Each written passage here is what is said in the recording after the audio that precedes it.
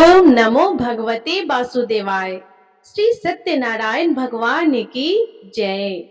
प्रिय श्रोताओं, आज का दिन केवल सावन की पूर्णिमा नहीं, यह एक ऐसा शुभ संगम भी है जहां भक्ति, प्रेम और रक्षा का सूत्र एक साथ बंधा हुआ है।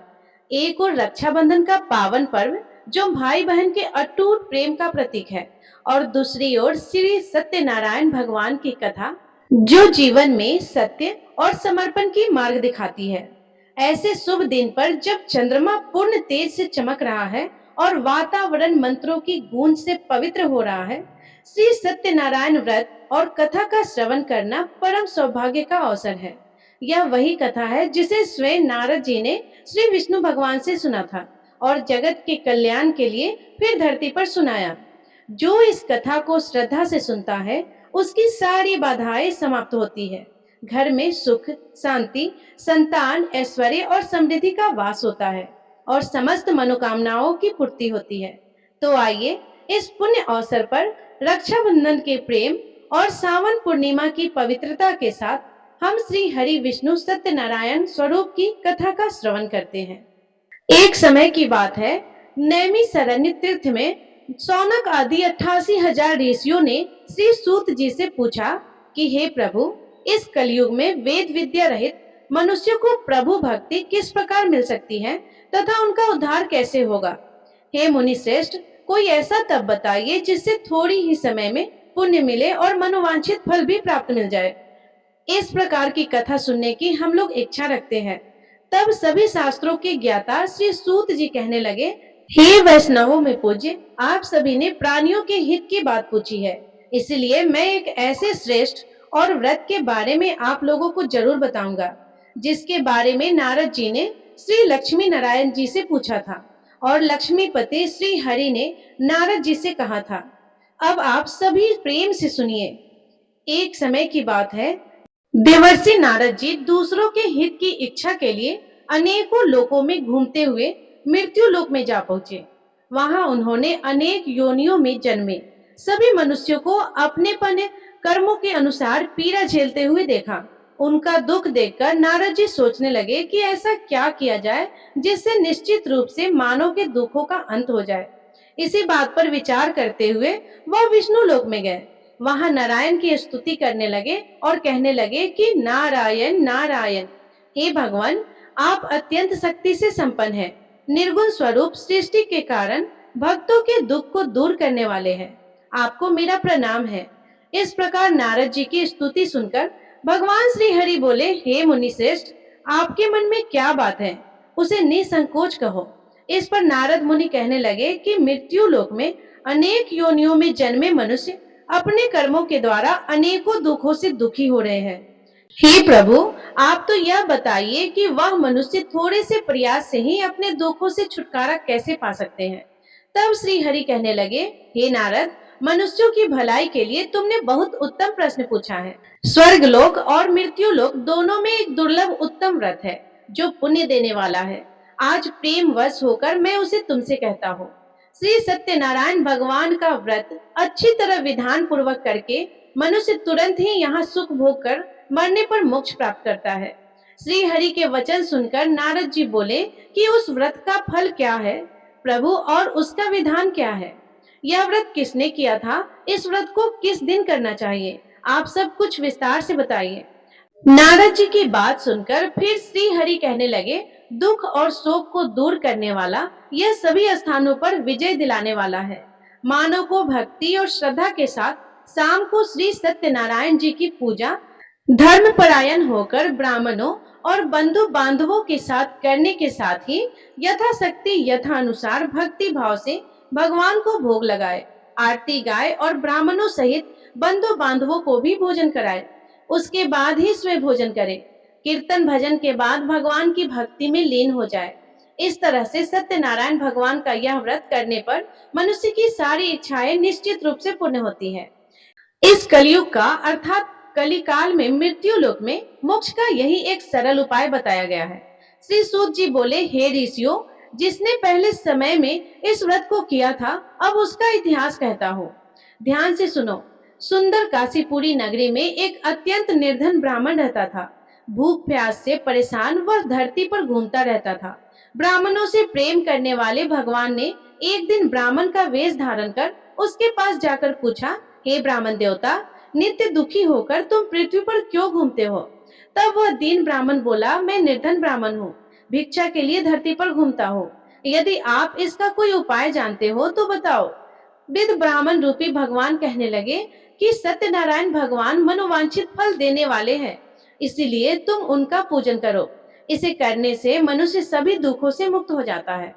वृद्ध ब्राह्मण बनकर आए और सत्यनारायण भगवान उस निर्धन ब्राह्मण को व्रत का सारा विधान बताकर अंतर्ध्यान हो गए।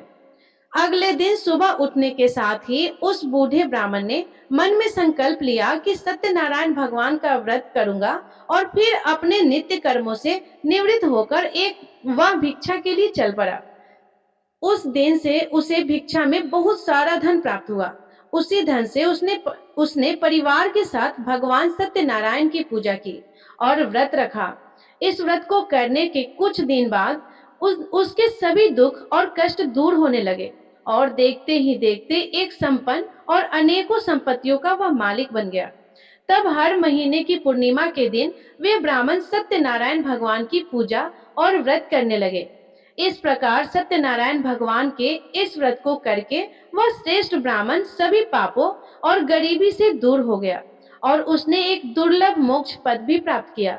इस तरह से सत्यनारायण भगवान के व्रत को जो मनुष्य करेगा वह सभी प्रकार के पापों से छूटकर मोक्ष को प्राप्त होगा।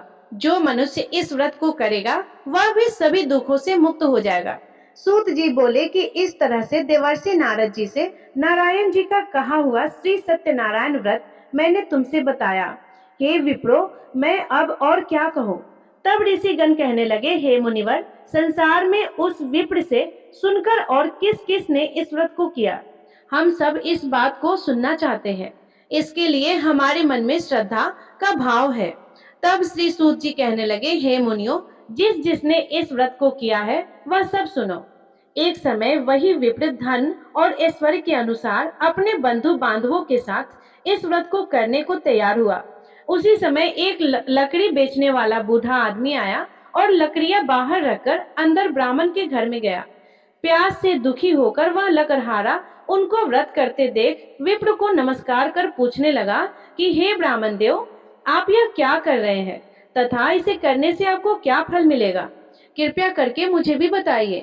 तब ब्राह्मण ने कहा कि यह सब मनोकामनाओं को पूर्ण करने वाला सत्यनारायण भगवान का व्रत है। इनकी कृपा से ही मेरे घर में धन धान्य आदि की वृद्धि हुई है। विप्र से सत्यनारायण व्रत के बारे में जानकर वह लकड़हारा बहुत प्रसन्न हुआ।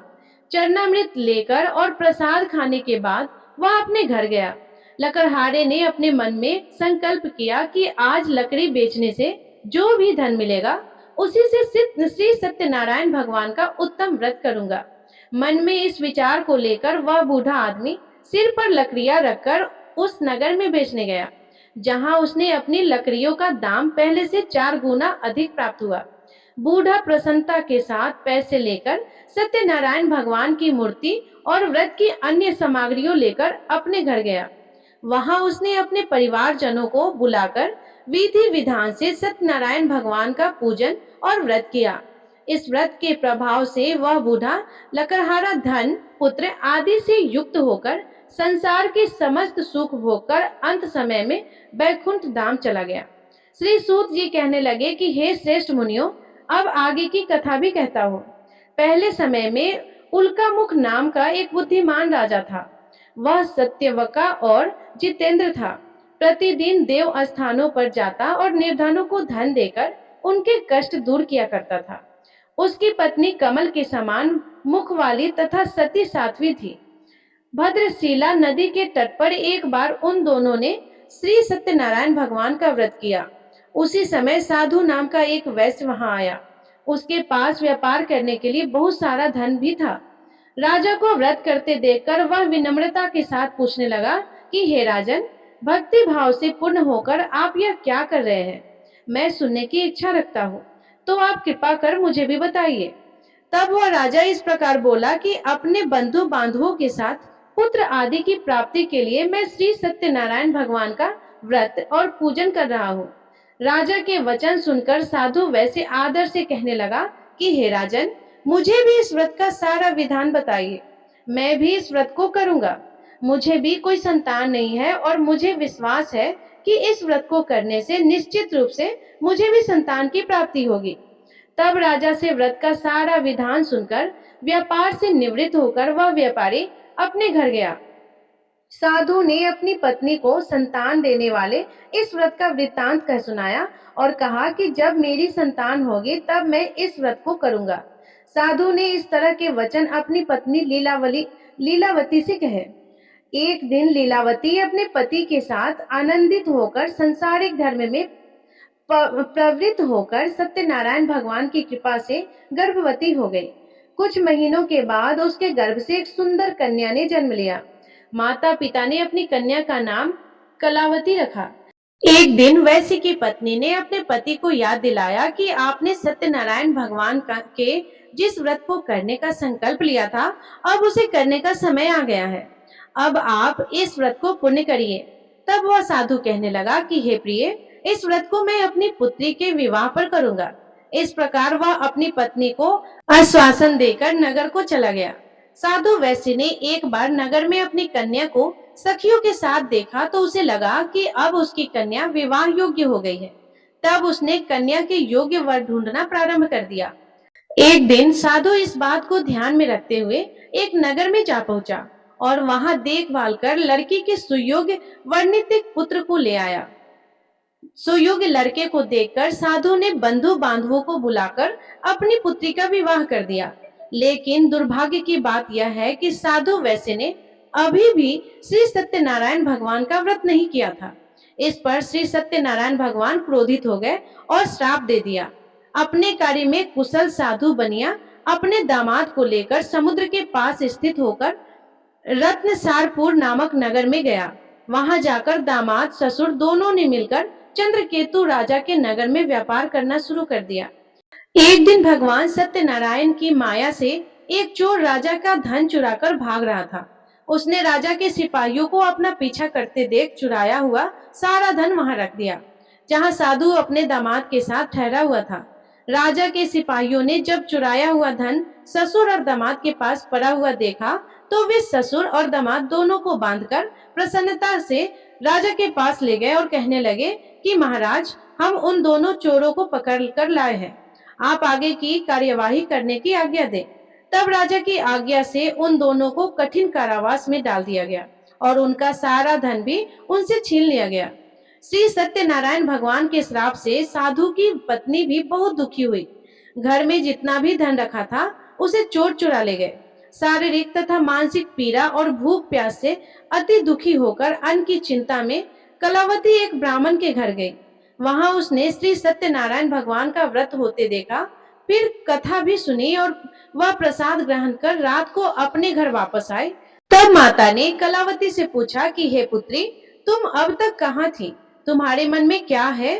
तब कलावती ने अपनी माता से कहा कि हे माता, मैंने एक ब्राह्मण के घर में श्री सत्यनारायण भगवान का व्रत होते देखा है।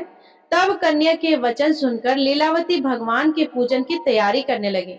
लीलावती ने अपने परिवार और बंधु बांधवों के सहित सत्यनारायण भगवान का पूजन किया और उनसे वर मांगा कि मेरे पति तथा दामाद शीघ्र ही घर वापस आ जाए। साथ ही यह भी प्रार्थना की कि हम सभी के अपराध क्षमा करें।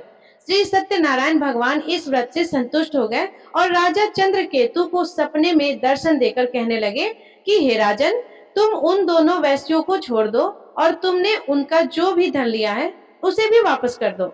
अगर तुमने ऐसा नहीं किया तो मैं तुम्हारा सारा धन, राज और संतान सभी कुछ नष्ट कर दूंगा। राजा को यह सब कहकर वह अंतर्ध्यान हो गए। प्रातः काल सभा में राजा ने अपना स्वप्न सभी को सुनाया। फिर कहने लगे कि उन दोनों को कैद से मुक्त कर सभा में ले आओ। वैश्यों ने आते ही राजा को प्रणाम किया।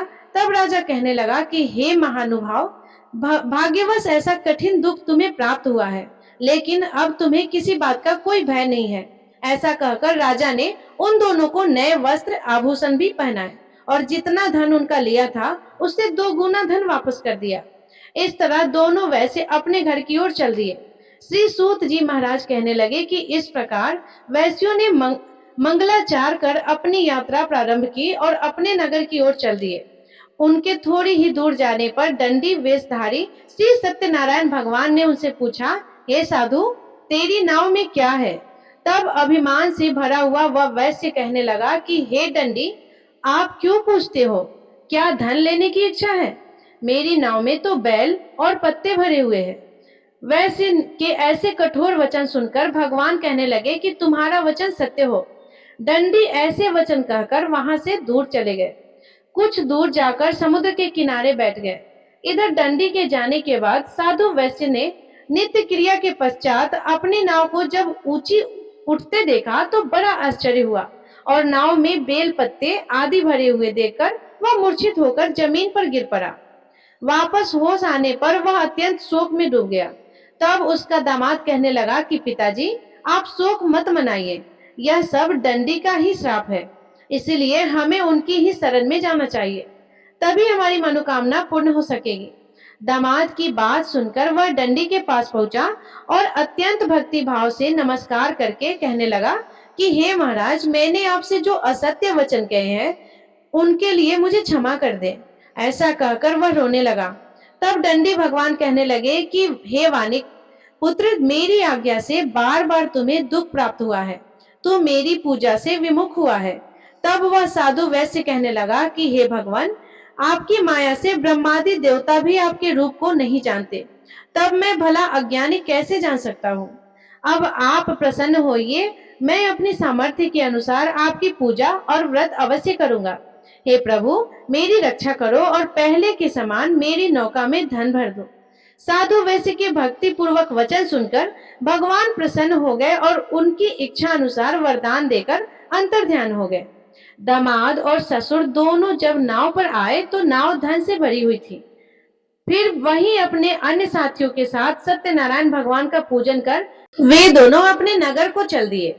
जब नगर के नजदीक पहुंचे तो दूत को घर पर खबर करने के लिए भेज दिया। दूत साधु की पत्नी को प्रणाम कर कहने लगा कि मालकिन, अपने दामाद सहित मालिक नगर के निकट आ गए हैं। दूत की बात सुनकर साधु की पत्नी लीलावती ने बड़े हर्ष के साथ सत्यनारायण भगवान का पूजन कर अपनी पुत्री कलावती से कहा कि मैं अपने पति के दर्शन को जा रही हूँ, तू भी कार्य समाप्त कर जल्दी आ जाना। माँ के ऐसे वचन सुनकर कलावती जल्दी जल्दी में प्रसाद छोड़कर अपने पति के पास चली आई। इस तरह प्रसाद की अवज्ञा के कारण श्री सत्यनारायण भगवान रुष्ट हो गए और नाव सहित उसके पति को पानी में डुबो दिए। कलावती अपने पति को वहां ना पाकर रोती हुई जमीन पर गिर गई। नौका को डूबा हुआ देख और कन्या को रोता हुआ देख वह साधु वैसे दुखी होकर कहने लगा कि हे प्रभु, मुझसे तथा मेरे परिवार से जो भी भूल हुई है उसे क्षमा करें। साधु के दीन वचन सुनकर श्री सत्यनारायण भगवान प्रसन्न हो गए और आकाशवाणी हुई कि हे साधु, तेरी कन्या मेरे प्रसाद को छोड़कर आई है, इसलिए उसका पति अदृश्य हो गया है। यदि अब वह घर जाकर प्रसाद खाकर लौटे तो इसे उसका पति अवश्य मिल जाएगा। ऐसी आकाशवाणी सुन कलावती ने वैसा ही किया जैसा आकाशवाणी के दौरान भगवान ने कहा था, और फिर प्रसाद ग्रहण करने के बाद जब वह वापस आई तो अपने पति के दर्शन करके वह अत्यंत प्रसन्न हुई। उसके बाद साधु वैसे अपने बंधु बांधवों सहित भगवान श्री सत्यनारायण भगवान का विधि विधान से पूजन करता है और इस लोक का सभी सुख भोगकर वह अंत में स्वर्ग जाता है। श्री सूत जी बोले, हे ऋषियों, मैं और भी एक कथा सुनाता हूँ, उसे भी ध्यान पूर्वक सुनो। प्रजा पालन में लीन तुंगध्वज नाम का एक राजा था। उसने भी भगवान का प्रसाद त्याग कर बहुत ही दुख प्राप्त किया।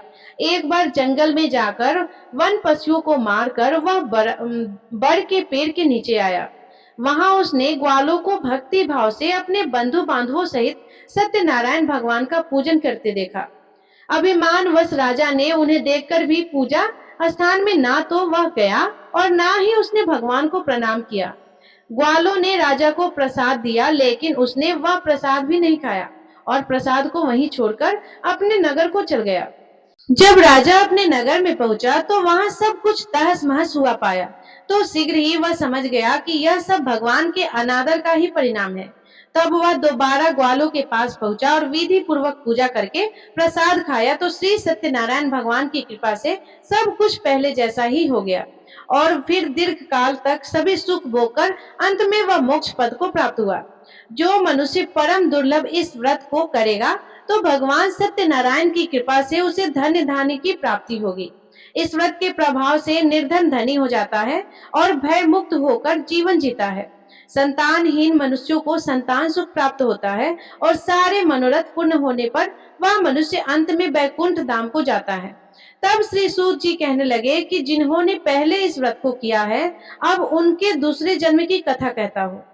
वृद्ध सतानंद ब्राह्मण ने सुदामा का जन्म लेकर मोक्ष की प्राप्ति की। लकड़हारे ने अगले जन्म में निषाद बनकर मोक्ष प्राप्त किया।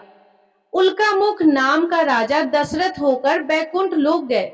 साधु नाम के वैश्य ने मोरध्वज बनकर अपने पुत्र को आर्य से चीरकर मोक्ष पाया और महाराज तुंगध्वज ने स्वयंभू होकर भगवान में भक्ति युक्त होकर कर्म कर मोक्ष प्राप्त किया।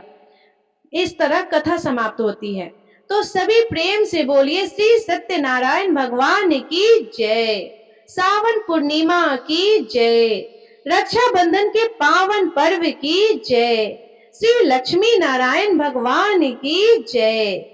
तो प्रिय श्रोताओं, ये थी सत्यनारायण व्रत की कथा। यदि ये कथा आपको पसंद आई हो तो वीडियो को प्लीज लाइक कर दीजिएगा और कमेंट में जय श्री हरि विष्णु अवश्य लिखिएगा। और यदि आप चैनल पे नए हैं तो चैनल को सब्सक्राइब करना ना भूलिएगा। जय श्री हरि विष्णु। धन्यवाद। राधे राधे।